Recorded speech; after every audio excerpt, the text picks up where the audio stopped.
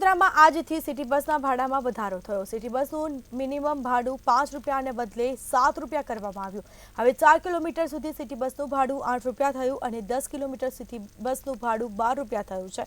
ત્યારે લોકસભા ચૂંટણી સમયે જ સિટી બસના ભાડા વધતા નાગરિકો મુશ્કેલીમાં મુકાયા।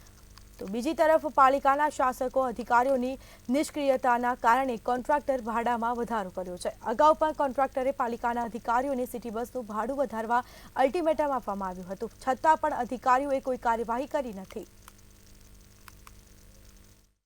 સ્માર્ટ સિટીનો અંધેર વહીવટ। વડોદરા શહેર સ્માર્ટ સિટીમાં લોકસભાની ચૂંટણી આવી રહી છે, ત્યારે જ સ્માર્ટ સિટીમાં ચાલતી બસ સેવા મોંઘી થઈ છે। આજથી નાગરિકોને पर किलोमीटरे 2 રૂપિયાનો ભાવ વધારો આપવો પડશે। એક બાજુ સરકાર પેટ્રોલ ડીઝલમાં 2 રૂપિયાની કટોતી કરે છે, ત્યારે આજથી વડોદરા શહેરમાં બસ સેવા મોંઘી થઈ છે। આપણી સાથે વાત કરવા છે, આપણે નાગરિકને પૂછીશું, શું કહેશો? આજથી ભાડું વધારજો।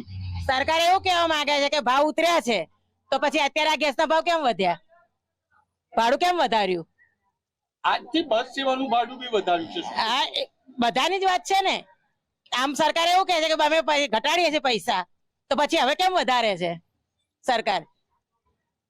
સરકાર ઘટાડવાની વાત કરે છે તો વધારે છે। મધ્યમ વર્ગના લોકો ક્યાં જશે તેવું કે છે। ત્યારે આપણે બીજા ભાઈને પૂછીશું, શું કહેશો? આજથી ચૂંટણીના જ સમયે 2 રૂપિયામાં ભાવ વધારો ખોટી વાત છે।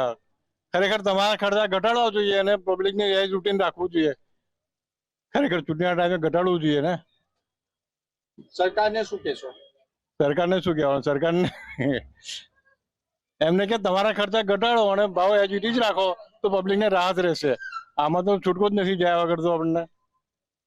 સરકારને શું કેવું? સરકાર પોતાના ખર્ચા ઘટાડે તેવું નાગરિક કે છે, પણ સરકાર સુધરવા તૈયાર નથી વાત કરી રહ્યા છે। પરંતુ આ ભાવ વધારાનો જવાબ નાગરિકો શક્ય હશે તો લોકસભાના મતદાનના દિવસે મતદાન કરીને પણ કરી શકે છે। કેમેરામેન કેતન સિંધે સાથે નિલેશ બ્રહ્મભટ્ટ, મંતવ્ય ન્યૂઝ, વડોદરા।